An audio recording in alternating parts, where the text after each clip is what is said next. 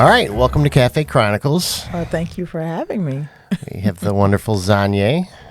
Yeah, Thank you for doing this. it's my pleasure. Yeah. What you been up to? Oh, man. Musically working on a new project. So initially we were looking to release it in the summer, but it's probably going to be the fall. I've just been kind of releasing singles as we go along.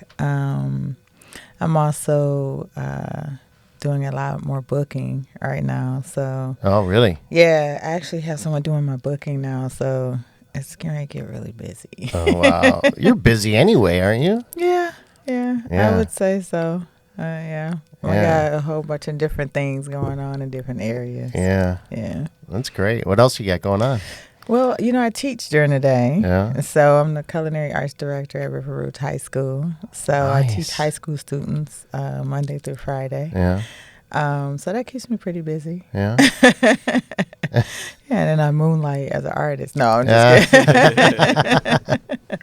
But yeah, so I do that during the week. And then, of course, with my company, we're always booking other artists and doing events and things like that. So I'm pretty busy. Yeah. Yeah. You had a restaurant for a while, or Yeah. didn't you? Yeah, actually, Waffle Cafe Detroit. Yeah. We were actually named one of the top 10 brunch restaurants in Detroit. Yeah. And then we closed it last July. Yeah. So you're really into the food if you're... Yeah, I have been in the hospitality food industry for about 28 years. Wow. Yeah, I started catering about 28 years ago. I did not know that. I mean, I knew you had the restaurant and, all that. That was but- actually my second restaurant. Huh. My first restaurant was called Just a Bit of Soul Breakfast Cafe. It was in Redford, Michigan. Huh. Great restaurant. We just decided to transition to it. Was a really small, quaint place. It looked like a little house. Yeah. Absolutely loved it. But Where at? kinda I went to high school in Redford. So we were on Plymouth and Beach Daily, right before Beach Daily. Yeah. But Wow. we just had to transition out of it. It was too small. Yeah. And so that's when I got Conversations, my event space that was on Liver Noise. And so we were still, kind of catering. We eventually were going to put the restaurant next door, but then COVID happened. And so when COVID happened, it kind of shifted a whole lot for everybody. Right. Yeah, including myself. So just decided not to go that route because it was just so much happening during that time. Yeah. And then not last year, but year before that, we opened Waffle Cafe Detroit. Yeah. So, yeah. So are you... I don't know if this is a stupid question or not, but are you like the cook? Are you the... Do you come up with the recipes? Are you the like... So backstory. When I was in Redford, I realized, once I closed the restaurant there and we kind of sat down and we really did an inventory of our sales and all of that kind of stuff, I realized that our waffles and our catfish bites and chicken bites was like our top sellers. So I had decided, I said, well, if I ever open another restaurant, I would just wanted to do waffles, right? And so while I was going through that process during COVID, I created all of these darn waffle recipes. So yes, I do create recipes. I created all the ones that we had at Waffle Cafe. I actually worked in corporate America for a long time. So, my background is in accounting. But while I was working in corporate America, I was catering the whole time. I told you she was busy. Yeah, real busy. Yeah. And so once I left corporate America, I actually got fired. It was the first time I ever been fired from a job, but it was such a blessing. I was actually working on my first project during that time too. So I was catering, I was working, in corporate America, and I was also working on my first album. So this was back in 2010. In 2011 is when I got fired, and I remember it like it was yesterday. When they took me into that little office and they're like, do you have any questions? And I was like, nope. I just want to know how I get my 401k. And then we went through that, and I literally looked my boss in her eyes, and I shook her hand, and I said, thank you. And I walked out, and I went to culinary school. Why'd they fire you?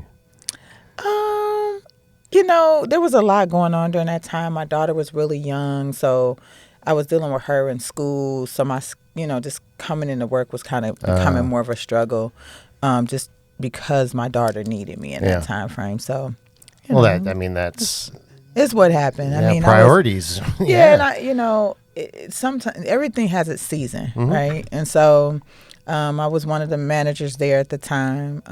So I had a few people up under me. I was really good at my job, loved what I did, but it was just time. Sometimes God has to kind of push you out. Yeah. Otherwise, you'll kind of stay there. And I made really good money, but it was just, I think it was just time for me to go. Yeah. Yeah. So. And it was a blessing. It was. As you say. Yeah. It was. I had been working on my album for like over a year. And when I got fired, I actually got it done in about 3 months. Because I had the time. Tell me about the album. So that was my first project. Here I am today. And I worked with Cedric Berry and Douglas Nolan Mercier on that project. I think Kyle Rushing. She did some of the backgrounds. Ania Alake, who was on The Voice, I believe it was. She did backgrounds on it as well. So she's performed here many times too. Yeah. Yeah. So that was when I first met her. So that was back in 2010, 2011. So I kind of vetted the producers that I worked with. So what happened is they had did a single for someone, and I loved it. And I was like, oh my God, I love this sound. I was very green at the time as far as production, but I grew up with music all around me, grew up in music. So I knew quality, and I knew what I wanted my album to sound like from a quality perspective. And so when I heard their music, I was like, this is great. I really love it. So somehow I tracked them down. I don't know if it was through social media or what was going on back then, but I was able to contact Cedric Berry, and I asked him if we could meet, that I was interested in, doing some music, and I loved what they did. So we met, I believe it was at a Starbucks. He didn't know me from Adam. And we met, and I told him what I wanted to do, and where I was with it, and he looked at me and he said, let's do it. And I think the next week, I came over, went to the studio. They played a bunch of tracks for me, and I picked a few, and we started just kind of working from there. And my first single was Here I Am. Today is the day. That was the first single. I was just telling somebody the other day that they asked me a question. They said, I think they were asking me when was one of the greatest moments that I ever had musically. And I remember I did a show in Canada. This was after my project came out, but my single Here I Am, Today is the Day had been out for a while. And we were in Canada, and I was singing the song, and everybody in the audience was singing it, and it freaked me out because I had never experienced that before. So I was froze. I was like, oh my God, keep singing, Zanye, keep singing. But I'm watching all these people singing the lyrics to my song, and it was amazing. Wow. Yeah. So that was the first project. And that was 2010. So we released that project in 2010. 2012, because it was right after I left my job in November, and the next year we released it in 2012. Wow. Yeah. So. How many albums have you put out? 3. 3? Yeah. So this is the 4th one. Okay. Yeah. So what was the album following that? So the album following that was Conversations that I did with Eno Savad, and that group. That was a great album. So Conversations is also the name of your catering company, right? That was the name. Okay, right? Yeah. That was the name of my event space. Or event space. Okay. Yes. Okay. Yes. You like to talk, Conversations, right? Well, so how that all started and how that all came about is, for people in general, everything stems around a conversation. We oftentimes try to avoid certain conversations, a lot of times. And so it was one of those things where I was trying to create these environments where people could talk and conversate. And so I just was like, you know what? I want that to be the name of my project. So everything was about that at that time. I think it's a great name. Yeah, that's a good name. Yeah. Yeah. So that was the title track on that project. It was Conversations. Yeah. That's great. Yeah. What about the album following that? So the album following that was That Ain't Me. And I had the pleasure of producing. Well, the producer for that album was Kenny Rocket, which I know you had on recently. I worked with a couple different producers, but he, pretty much produced that project, and we worked on that one together. I think Marcus Hunter did some tracks and things for that album. Conru. It was a lot of people on there. Yeah. I think Tony Gordon played some stuff on there. It was a lot of different people that was contributed to that project. Yeah. Wow. So I got a lot of little stuff out there. I didn't realize when I started talking about it, it's like, wait a minute. Yeah. Okay. That's great. Yeah. So if I wanted to purchase any of these, where do I go? Oh man, everywhere. You gotta just Yeah. Google. But no, I mean honestly. Do you have a website? I do, but you can find me on all social media outlets at Zanye Official. On Facebook, I think it's Zanye. They wouldn't let me change it to Zanye Official. It's so weird, but yeah. But everything else is Zanye Official. Okay. Yeah, TikTok, Instagram is all Zanye Official. Yeah. That's great. You've been doing a lot of live shows? I have. I love doing live shows. Yeah, I know you do. Yeah, that's my Yeah. space. I love doing that. We just did something at Miss Eva's. It was really, really dope. Yeah. We did a silent live band experience there. And what I love the most A about silent live band experience. Like a live disco or silent disco type of thing? Absolutely. With the headphones? Yes. Yeah, okay. And what is so amazing about it is that it makes you feel like you're in the studio. It gives you that studio sound. Yeah. And so it's just a different experience. Yeah, everything's like mixed well, like you don't get all the feedback. And nothing's like super loud. You know how you listen to a live band a lot of times, depending on where you're sitting in the room, things are like really loud. Mm-hmm. None of that. Yeah, it's And all relative to where the speakers are set. Yeah. And with that, you're listening to everything through your headphones. So you can adjust the volume if you want to turn it up. If you decide, hey, I want to take one off and I want to have a conversation, you could do that. So it's really cool. It's a really cool experience. So we did that with the live band, and we also had a DJ. So in between sets, the guests could switch their headphones to listen to the DJ. That's crazy. Yeah, it's really dope. Yeah. So we're doing another one, so in June. That's great. Yeah. Yeah. Yeah. So I'm, you know me, I'm always doing something. I know you are. Yeah. You did a show when we did Detroit Music Weekend. Did you not? Probably. Yeah. I've done so many.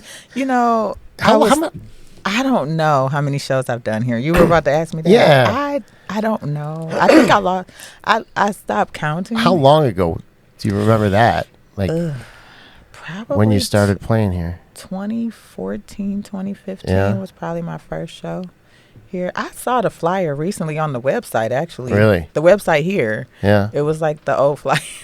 So I want to say it was between 2015, 20... It's about 10 years, 10, 11 years. Yeah, it's been a while. Yeah, it's been a little while. I honestly don't know how many shows I've done. But we've done quite a few. Yeah. I mean, it's like home, so, it's almost like, okay, we've got to do a show, at Aretha's, because... We love having you. It's a great room. It's just intimate enough, to where you don't have to try to have 300 people in here. Yeah. And the intimacy, at least for me, I love the intimacy. Well, see, what I love about it is it's like a listening room. I mean, it's absolutely event driven. Everyone that comes here is here to hear you. Right. You know what I mean? There's no TVs. No one's looking at the game. Oh my gosh. You know, they're listening to you. So rude. Right.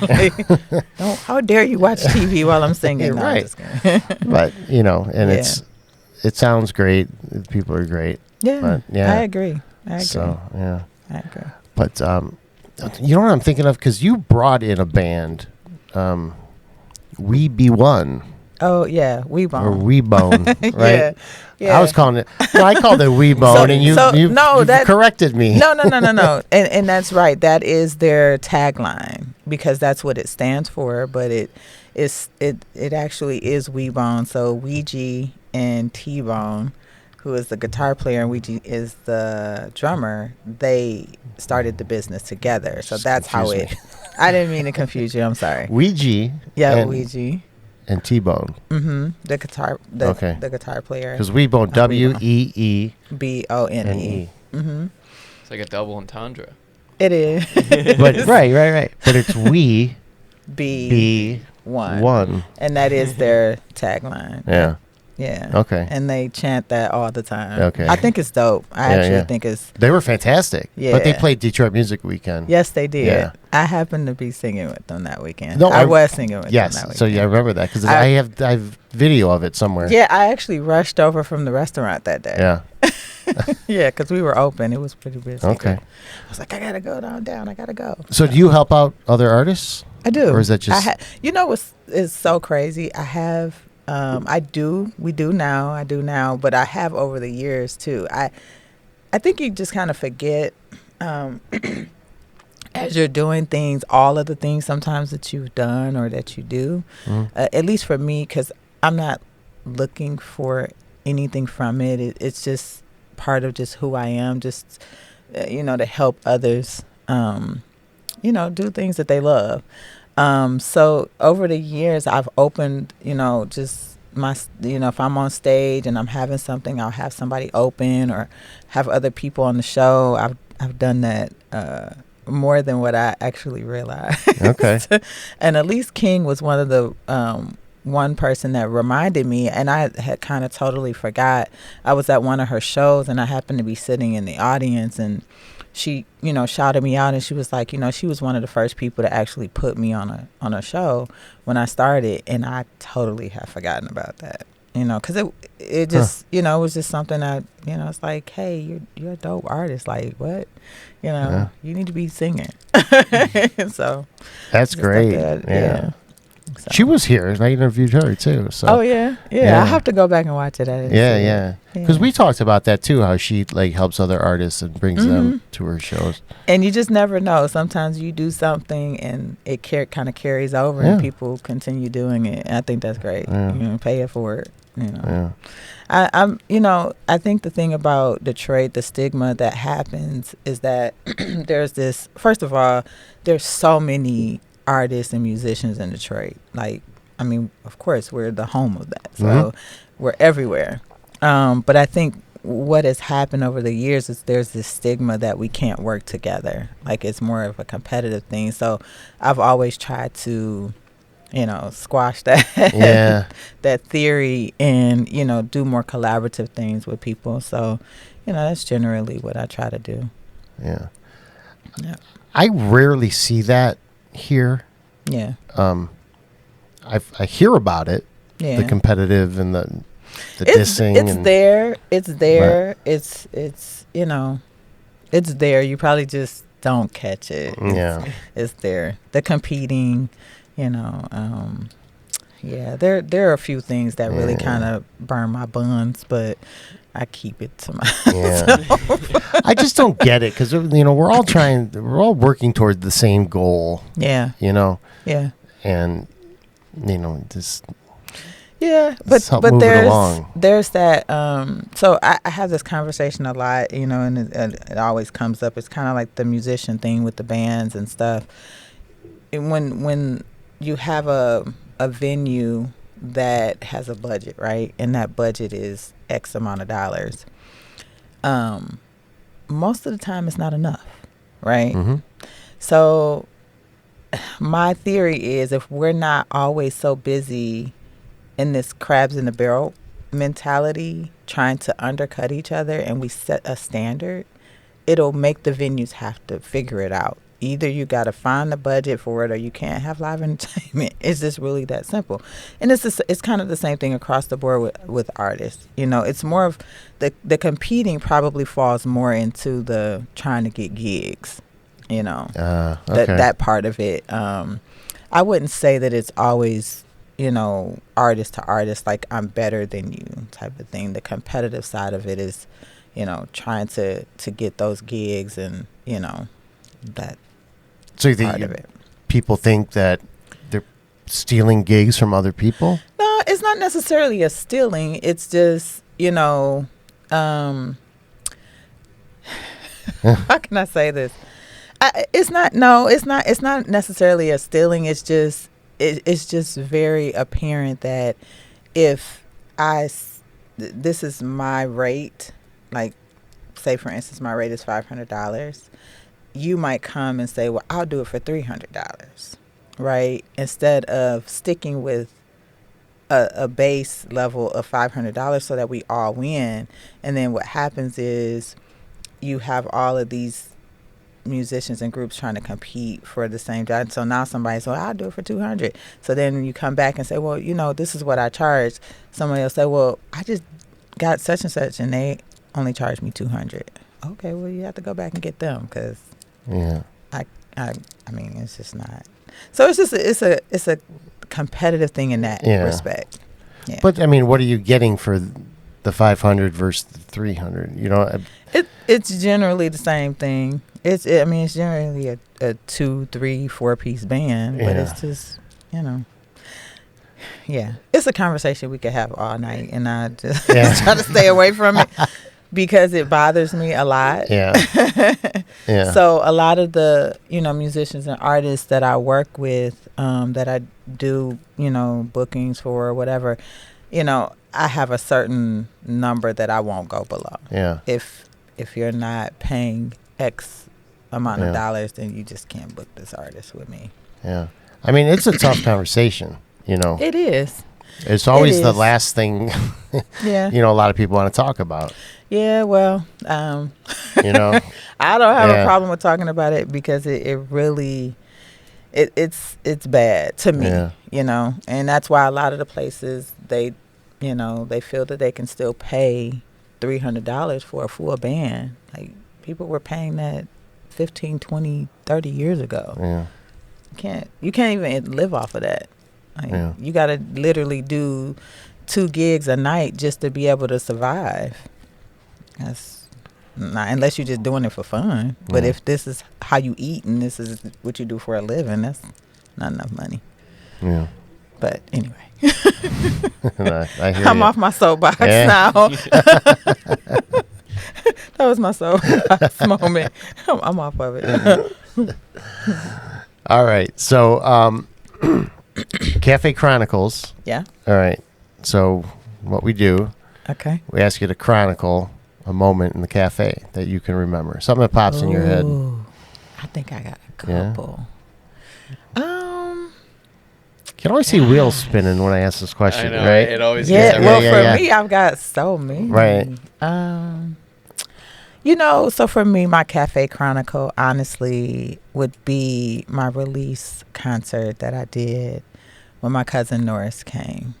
And the reason that was a chronicle for me is it was a great night. Like I released my single that night, and he came out, rushed over, and we talked afterwards. And I remember him telling me, and I released the single "Breathe," right?